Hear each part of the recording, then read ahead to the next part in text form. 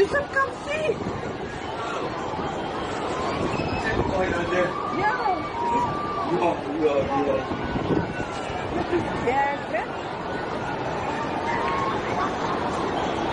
You got that whole thing.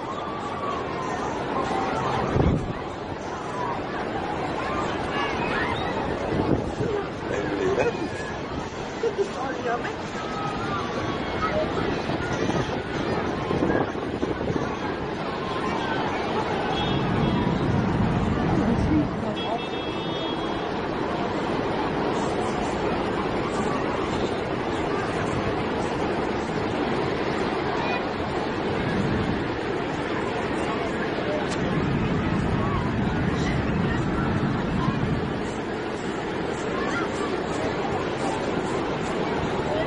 రష్యాలో భారీ భూకంపం సంభవించింది. రిక్టర్ స్కేల్పై 8.7 తీవ్రతతో ఈ భూకంపం నమోదైంది.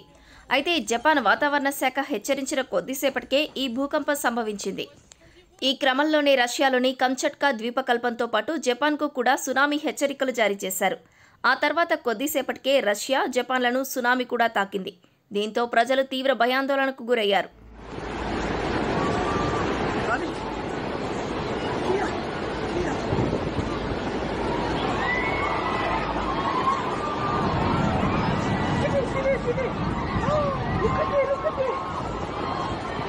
You should come see.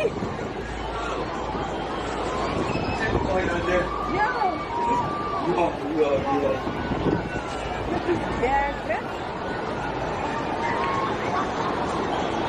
You got that whole thing.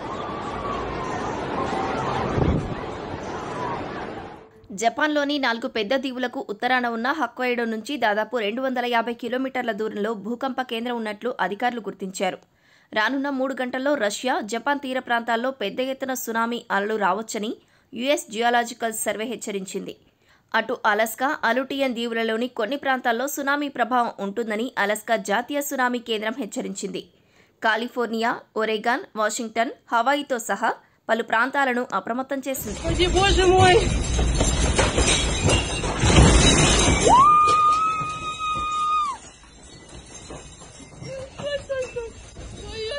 Стой, Господи, Боже мой! Когда успокоится все, Господи! Ой-ой-ой-ой-ой-ой-ой-ой! Господи! Йосечка мой маленький, Йосечка! Сейчас пойдем, пойдем. అందుబాటులో ఉన్న డేటా ఆధారంగా చూస్తే ఈ భూకంపం వల్ల సునామీ ఏర్పడే అవకాశం ఉందని యుఎస్ సునామీ వార్నింగ్ సిస్టమ్ తెలిపింది. ఇది భూకంప కేంద్రానికి దూరంగా ఉన్న తీర ప్రాంతాల్లో కూడా విధ్వంసం సృష్టించగలదని పేర్కొంది. హవాయికి సునామీ ముప్పు ఉందా లేదా అని నిర్ధారించడానికి ప్రస్తుతం పరిశోధన జరుగుతోందని తెలిపింది.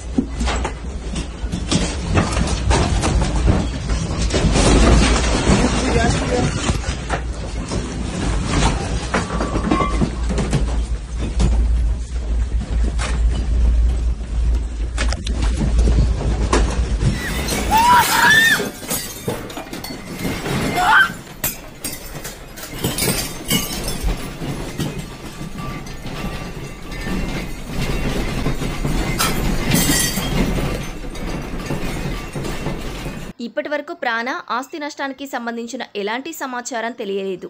అయితే భూప్రకంపనల నేపథ్యంలో పెట్రోపావ్లోవ్స్క్, కామ్చట్కా నగరంలోని భవనాలు కంపించాయి. దీంతో భయభ్రాంతులకు గురైన ప్రజలు ఇళ్ల నుంచి పరుగులు తీశారు. కామ్చట్కా ప్రాంతంలో విద్యుత్, సెల్ ఫోన్ సేవల్లో అంతరాయాలు ఏర్పడినట్లు తెలుస్తోంది. భవనాలు, అత్యవసర సేవల కోసం ఒక టాస్క్ ఫోర్సును ఏర్పాటు చేసినట్లు జపాన్ ప్రభుత్వం పేర్కొంది. ఈ ప్రకంపనలకు సంబంధించిన తీవ్రతను తెలిపే వీడియోలు తాజాగా బయటకు వచ్చాయి.